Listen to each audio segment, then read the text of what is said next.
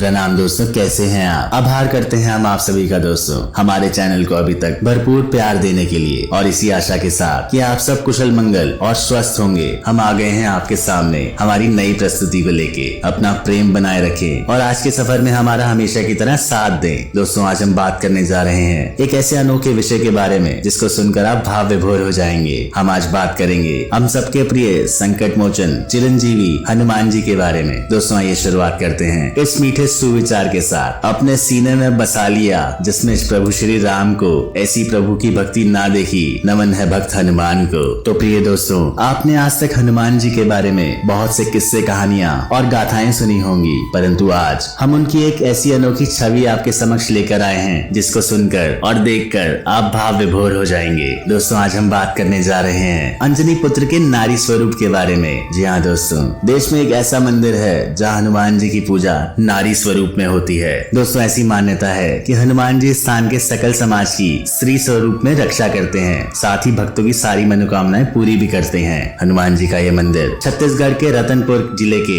गिरिजाबाद में स्थापित है। दोस्तों, इस स्थान को महामाया नगरी भी कहते हैं। इसका मुख्य कारण माँ माया देवी और गिरिजाबंद में स्थित हनुमान जी का मंदिर है। आइए दोस्तों, इस मंदिर के स्थापना की कथा और इसके धार्मिक महत्व को जानते हैं। दोस्तों, माना जाता है कि यह मंदिर 10,000 साल से भी पुराना है। स्थानीय लोगों का कहना है कि इस मंदिर की स्थापना पृथ्वी देवजू ने की है, जो कि तत्कालीन राजा थे। एक बार की बात है कि राजा पृथ्वी को कुष्ठ रोग हो गया, जिसके लिए उन्होंने सभी जतन कर लिए, लेकिन उनका कुष्ठ रोग ठीक ना हुआ। तब उन्हें किसी ज्योतिषी ने हनुमान जी की पूजा और उपासना करने की सलाह दी। इसके बाद राजा पृथ्वी ने हनुमान जी की कठिन भक्ति की, जिससे प्रसन्न होकर हनुमान जी ने स्वप्न में राजा को दर्शन दिया, लेकिन उनका रूप देवी सा था और लंगूर जैसी पूंछ भी थी। उन्होंने कानों में कुंडल और माथे पर मुकुट डाला हुआ था। हनुमान जी के एक हाथ में लड्डू की थाली और दूसरे हाथ में राम मुद्रा अंकित थी। सपने में हनुमान जी ने राजा से कहा कि मैं तेरी भक्ति से प्रसन्न हूँ, तेरा कष्ट मैं अवश्य दूर करूंगा। दोस्तों, सपने में हनुमान जी ने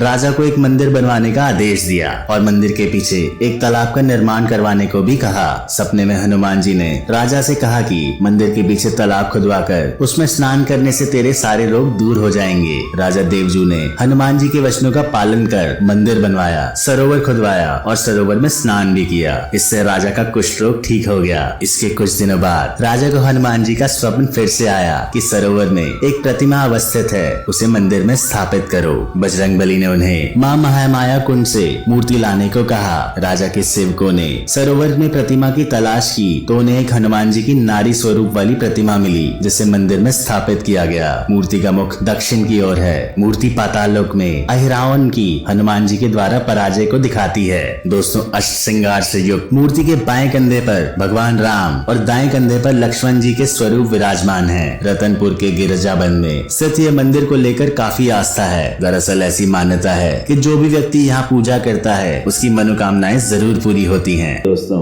कमेंट में लिखें जय हो हनुमान जी की। दोस्तों, इस मंदिर की एक नहीं बल्कि कई विशेषताएं हैं जो भक्तों को अपनी ओर आकर्षित करती हैं। इस धाम की सबसे प्रमुख बात यह है कि इस पावन स्थल पर बजरंगबली अपनी मां अंजनी के साथ अपने भक्तों को दर्शन देते हैं। उससे भी ज्यादा अनोखी बात यह है कि यहाँ हनुमान जी अपनी मां अंजनी की गोद में बैठे हैं। दोस्तों, कहा जाता है कि प्रभु के ऐसे अनुपम दर्शन विश्व में और कहीं नहीं होते हैं, क्योंकि यहाँ मां अंजनी के लाल हनुमान जी अपने भक्तों के लिए परम कल्याणकारी स्वरूप में दर्शन देने के लिए विद्यमान है।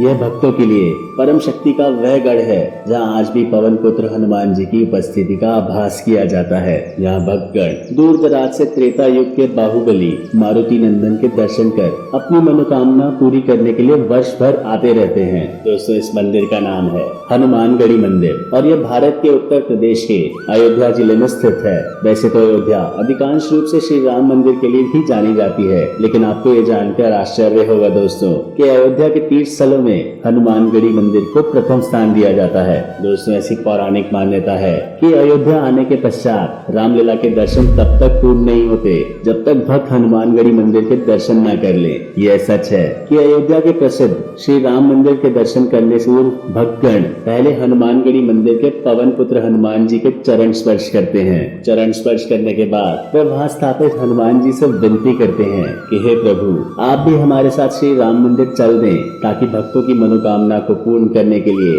हनुमान जी अपने प्रभु श्री राम से अपनी ओर से सिफारिश कर दें। और भगवान श्री राम अयोध्या आए अपने भक्तों की अर्ज शीघ्र सुन ले। दोस्तों इस मंदिर की यह अद्भुत परंपरा सदियों पुरानी है। तो आइए दोस्तों अब हम आपको बताते हैं कि अयोध्या के तीर्थ स्थलों में हनुमानगढ़ी मंदिर को प्रथम स्थान क्यों दिया जाता है।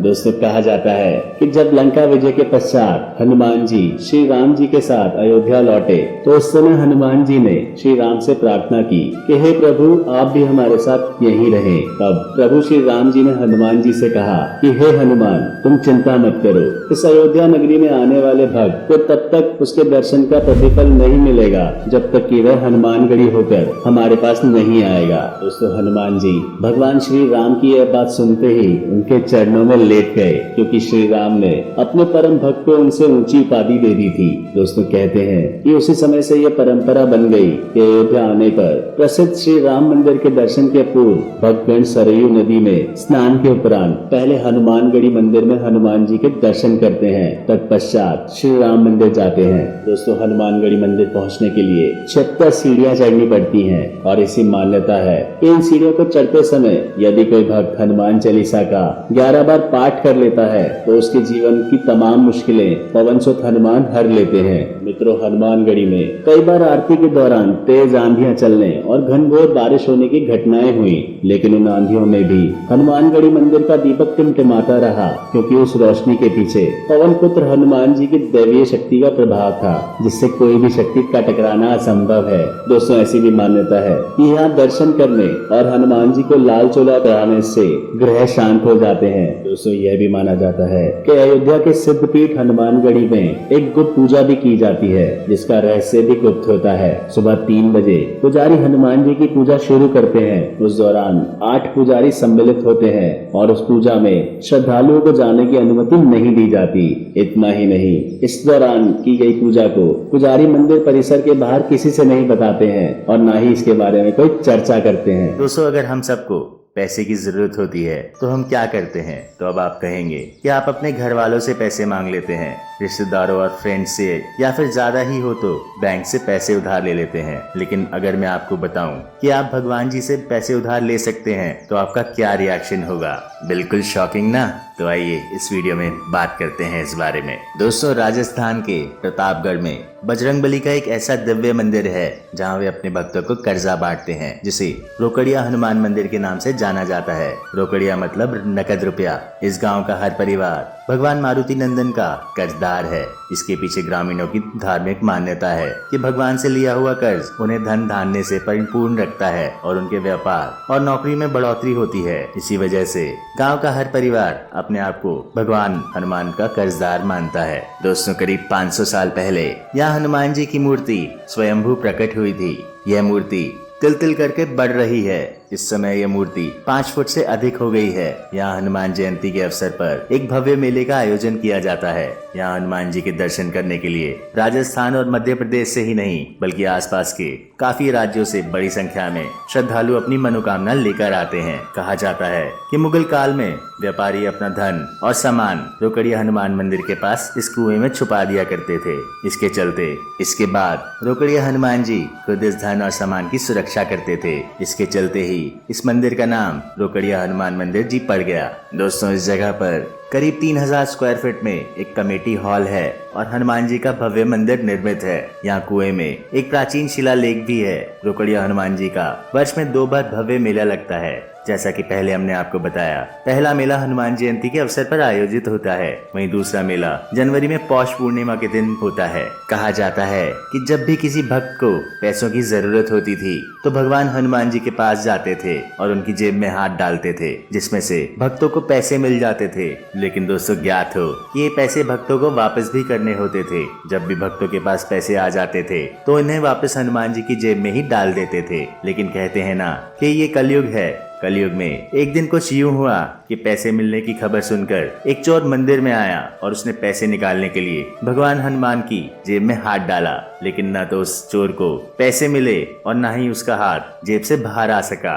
पूरी रात उस चोर का हाथ जेब में ही फंसा रहा, जब अगली सुबह लोगों को पता चला कि यह पैसे चुराने के मकसद से आया है तो लोगों ने उसे खूब पीटा और कहा जाता है बस तभी से पैसे देने का यह चमत्कार बंद हो गया। हालांकि लोग अब भी अपनी आर्थिक समस्याओं की परेशानी को लेकर भगवान हनुमान जी के दर जाते हैं, जिन्हें भगवान हनुमान मिनटों में दूर कर देते हैं। तो दोस्तों, कैसी लगी आपको ये आज की छोटी सी स्टोरी? बेहद रोचक कहानी थी ना दोस्तों ये? कमेंट करके जरूर बताएं। अगर आपको वीडियो अच्छा लगा हो तो लाइक और शेयर करना ना भूलें। बेल आइकन दबाकर हमारे चैनल को सब्सक्राइब जरूर करें। मिलते हैं दोस्तों आपसे अगले वीडियो में।